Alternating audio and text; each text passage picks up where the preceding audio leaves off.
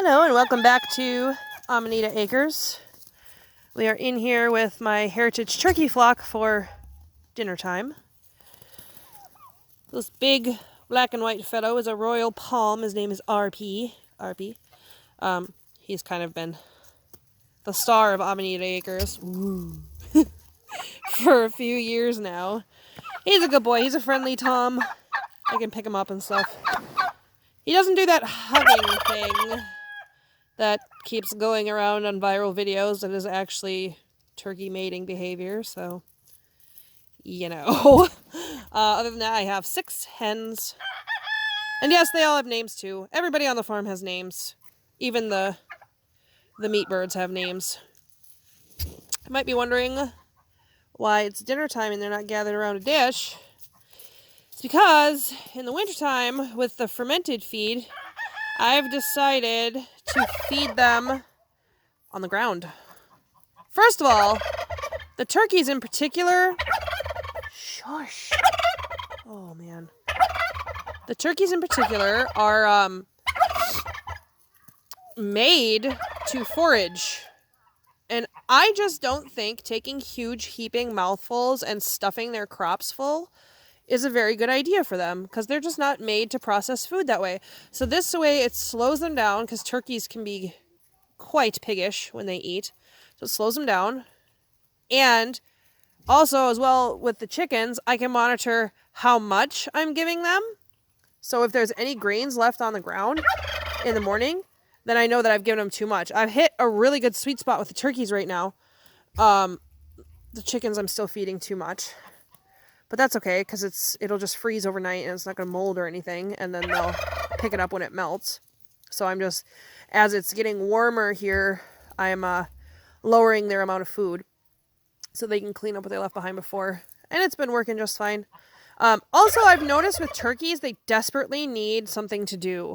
They get bored really fast and make bad decisions when they're bored. So this has reduced a lot of boredom behavior, like fighting and pecking and feather pulling. It's reduced all that, giving them this foraging ability. They usually free range, but not in the winter, because first of all, heritage turkeys enjoy making nests in terrible places. We did have one hen that was really fond of the blackberry patches, and that was a pretty good idea, but we have such a high predator population, I can't just have the turkeys running free when they're nesting. The other reason, though, is that they don't do well in super deep snow.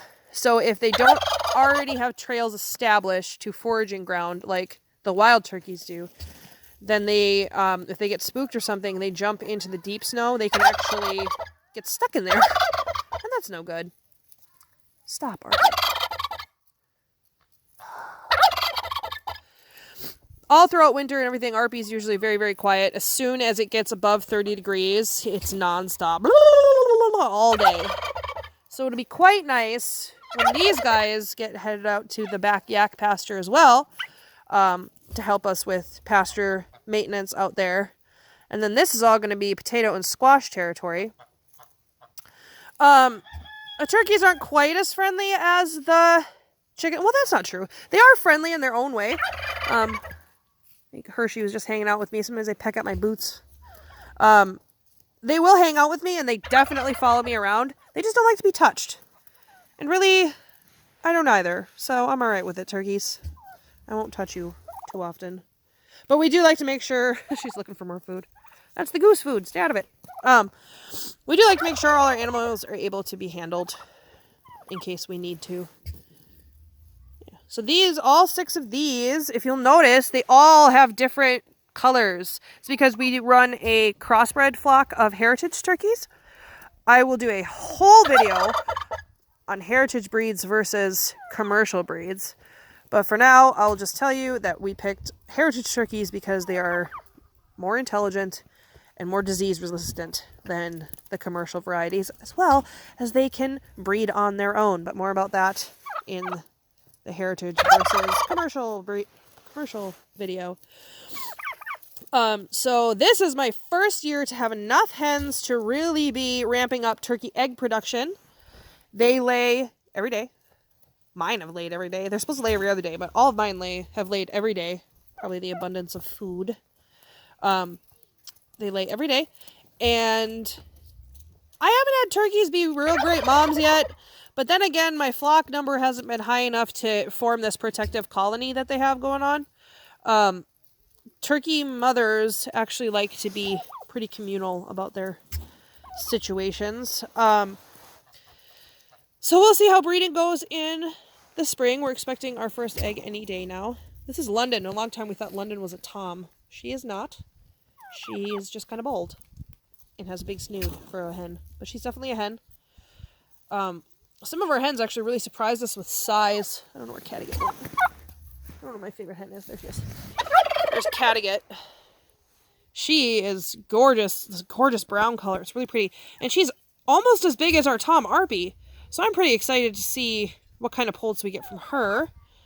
London's actually pretty large too. And London has an interesting ashy gray color, which is pretty cool. London's very smart. She gets herself out of situations a lot. It's pretty cool. I was surprised at Cairo, that lighter brown there. Her size is not very large. And she's very timid. So I'm not sure about her yet. She does like to stick close to Arpy, which is pretty smart because Arpy can be an intimidating fellow if he needs to. So that's good. And then the other smaller one is Hershey, that dark brown one over there. She's not black. She's dark brown. It's pretty neat. I've never seen a turkey that shade of brown before. She's got to have some Spanish black in her. It's fun to try to guess what breeds they have in them, too.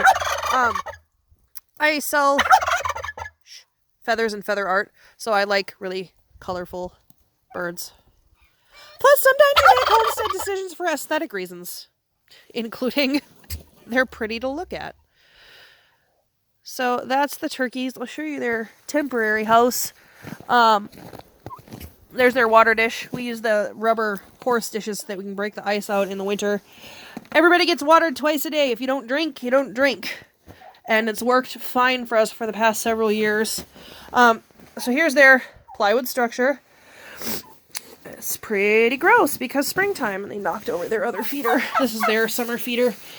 Man, I just cleaned this out like 2 days ago. You guys are disgusting. You're gross. You're gross. I'm sorry. Was that offensive?